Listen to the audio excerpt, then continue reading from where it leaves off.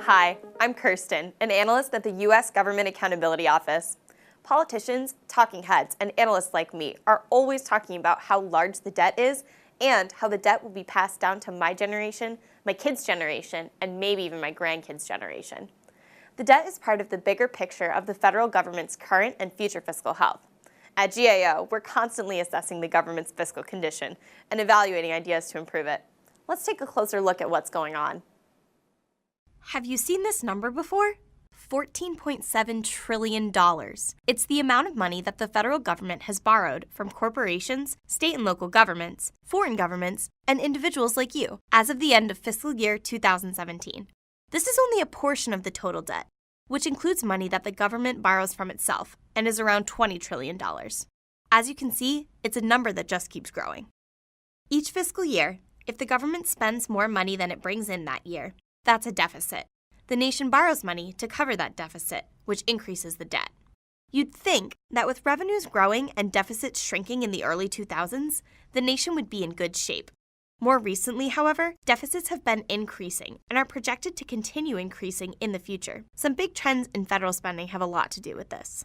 So how is the country spending its money? Congress sets federal spending in a couple ways. Programs such as Social Security, Medicare, and Medicaid are considered mandatory spending. For many of these programs, Congress sets payment and benefit formulas in a program law, not in an annual spending law. If there are more people receiving Social Security, for example, the program costs more than it did last year.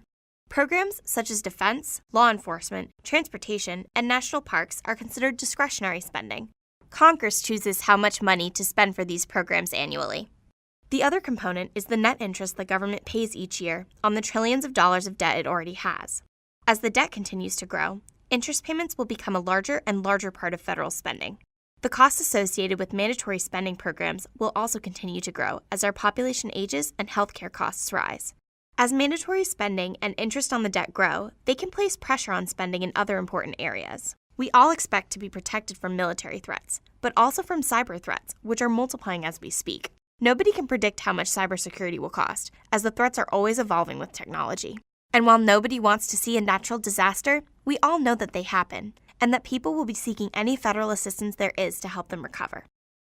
These kinds of things are considered fiscal risks to the government.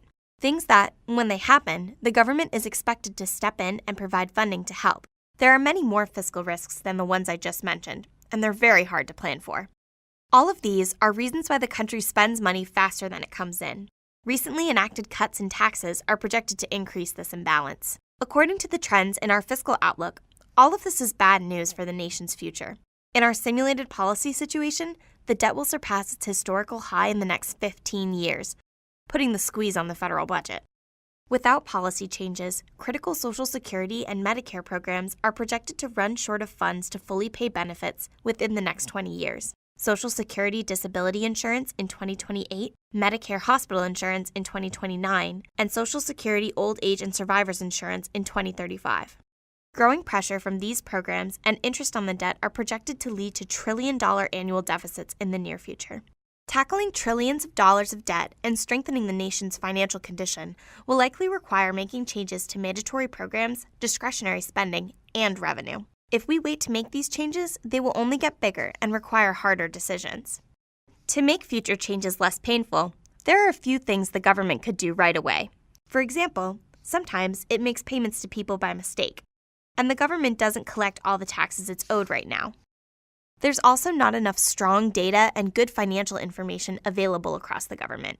In many cases, to help policymakers make important financial decisions, agencies need to take action to provide additional or better information on how much policies and programs cost. With some effort, the federal government could fix these things. It would be a start, but not nearly enough to fully tackle the growing debt or close the future gaps. It's important for policymakers to address the nation's long-term fiscal health in order to solve many of the other challenges facing the nation. Learn more at gao.gov.